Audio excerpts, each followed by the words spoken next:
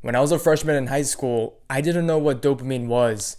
When I did something, I knew I liked it because it felt good. I felt rewarded for doing that behavior. For example, when I would come back from school, I would sit in the couch, I would get a bowl of cereal, and I would catch up on my favorite TV show. And while I was doing this, it felt good because I was sitting down, I was relaxing from a stressful day, and I was eating something sugary, which would obviously make you feel good, but also I was watching something that I liked, that I enjoyed. And back then, I would also watch corn because it felt good to watch it. And I didn't know the psychological harmful things that come from watching corn. As I consumed more self-development content, I started to learn about the detrimental consequences of dopamine and how having high levels of it is really bad for your life. Technically, you shouldn't detox from dopamine because you need it to live. You need a reward system in order to live. You need to know what's good for you, what's bad for you, what behaviors are good for you, so you can keep doing it over and over again. Like sleeping.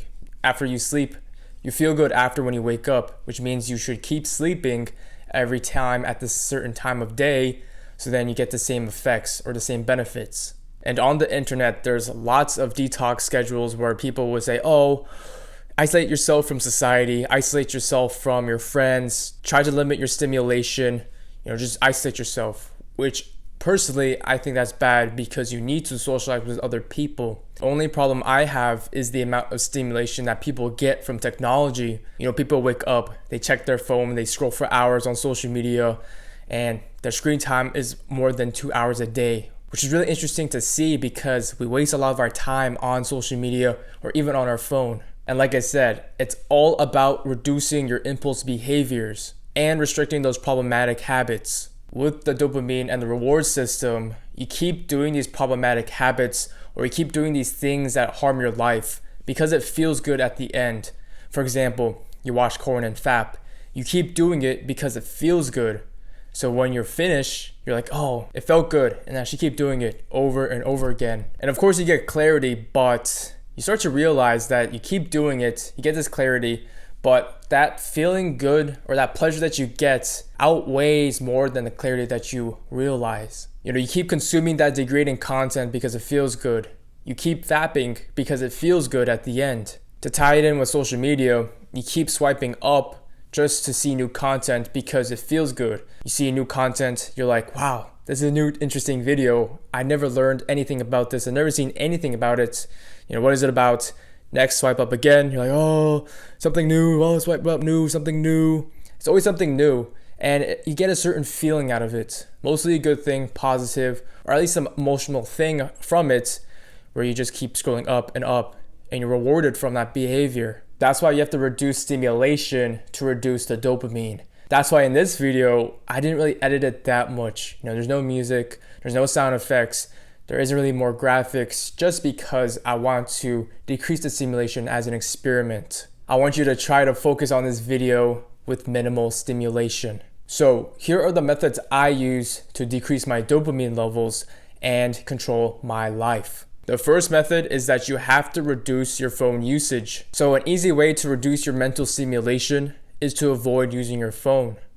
When you go to sleep or when you wake up, you don't need your phone the first thing in the morning or the last thing at night. That's why I like to keep my phone outside of my room, so when I wake up, I'm not tempted to go on my phone and see what's on social media, what my messages are, what emails I'm missing. I don't need to spend my time in bed using up all that energy to catch up on content. I know a lot of people like to go on their phone in the morning or at night, doom scroll for hours until they fall asleep or until they feel like they need to get up to get ready, to then they start rushing with their morning routine because they just been rotting in bed for 2 hours. So when you keep your phone out of the room, this prevents you from doom scrolling.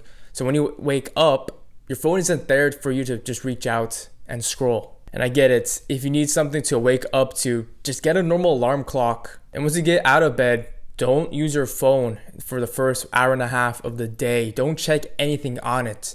Don't even go on social media. Just get up, get ready, do some work.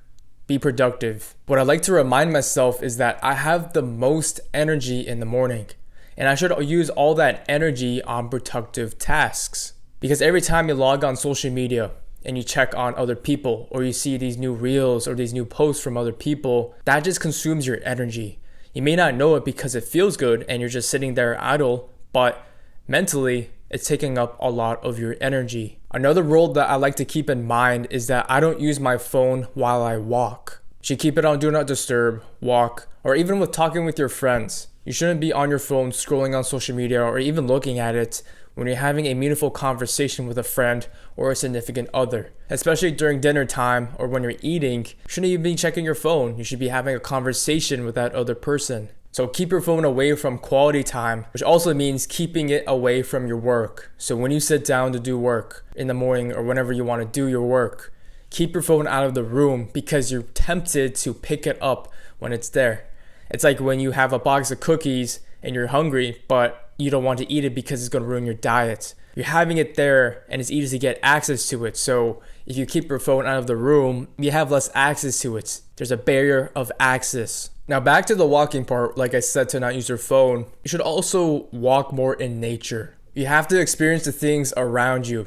Be mindful about what's around you. What are the color of the plants or the flowers? Do you see any insects or animals that you've never seen before? How many things are out there? I like to immerse myself in nature without using technology or my phone. Because when you see nature, it feels good to see things, all the color, all the different things that you haven't really seen in a while. Even touching grass, it sounds weird, but the physical aspect feels good. And that's the good dopamine source that you want. And after immersing yourself in nature, you don't feel tired at all. Because when I scroll my phone, I do feel more tired and tired. Because once you get off your phone from scrolling for hours and hours, you have this brain fog where you're like, what did I just do? What do I have to do? I forgot to do this. I forgot to do this. I forgot to do that. I need to do this. I need to catch up on my work. Oh my God. You have this slow moment. Your brain starts to decrease in functionality. And that's because you just use up all of your energy, your mental energy on social media. Your phone is a distraction and an energy consumer.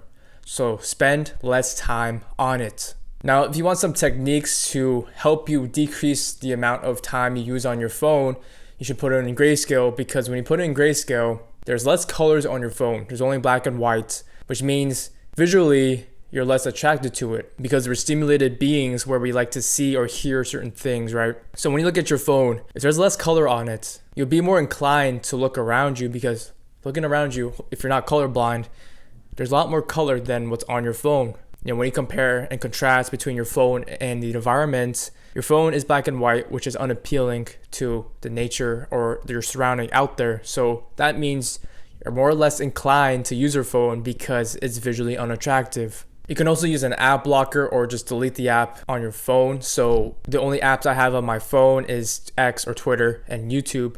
And I like to use Opal to block it out during the times of my day. So I don't have that easy access. There's a barrier of that clicking habit, which is right there. You click on it, you have access. Having a blocker like that, when you click on it, there's a certain barrier to it. So that prevents you from wanting to go inside that app when you don't need to. So you can do that, or you can delete the app on extreme measures, so then you don't get consumed with your phone because you're like, I need to check this new video out. I need to check what my friends are posting. My new creator posted something on there. Let me check. If you get rid of that distraction, you aren't inclined to go on that app because it's not there. So treat your phone like a tool. Make it as unattractive as possible. Keep it out of your room and spend more time with people than your phone. All right, the second method is that you should get some form of movement in. Like I said before, we have all this energy when we start the day. However, sometimes we have a lot of energy or too much of it where we start to feel bored when we're sitting in place. And in order to pass the time, we feel like we need to consume something. Instead of using that energy to consume, spend it on something proactive like exercise. Getting physical movement in, if it's recovery, a sport, training, or even running or cardio, doing these things are beneficial for your physical and mental health. Personally, I like to view different sources of dopamine by their quality. Although exercise may feel tough, especially at the start, you'll feel rewarded afterwards or even later on because you did something hard which was beneficial for you. You had to suffer for some time before you were rewarded. That's a good reward system. On the contrary, when you're on social media and you keep scrolling, scroll, you get these instant access of dopamine. Like every time you scroll, there's a new video, you're rewarded.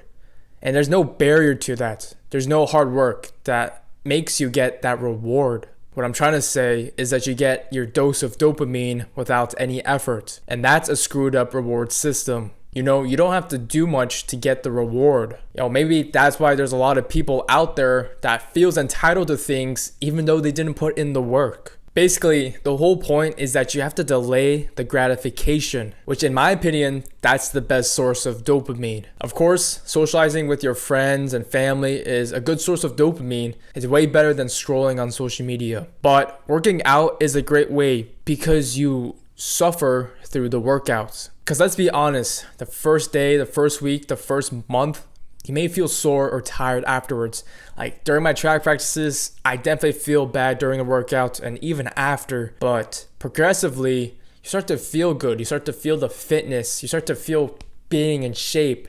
And you start to feel faster, especially in track where you're just training like, oh, I don't feel the results yet. It sucks, it's hard. But when you start to go in races, you feel it. You're like, wow, I'm faster and stronger than I've ever felt before. Which means that you get the reward later on. It's not an instant reward. Honestly, you can see this trend in America. With the high rise of obesity, a lot of people like to choose the easy options. They eat fast food, they get deliveries. They don't do exercise because it hurts or it feels bad for them because it's hard. They don't want to take the hard route. They don't want to do the hard things like exercise or dieting. They just want the easy things. They want to take that magic pill that would instantly shred off all their fat. So, don't be the average person who's afraid of exercising. You'll feel way better afterwards, and your future self will thank you.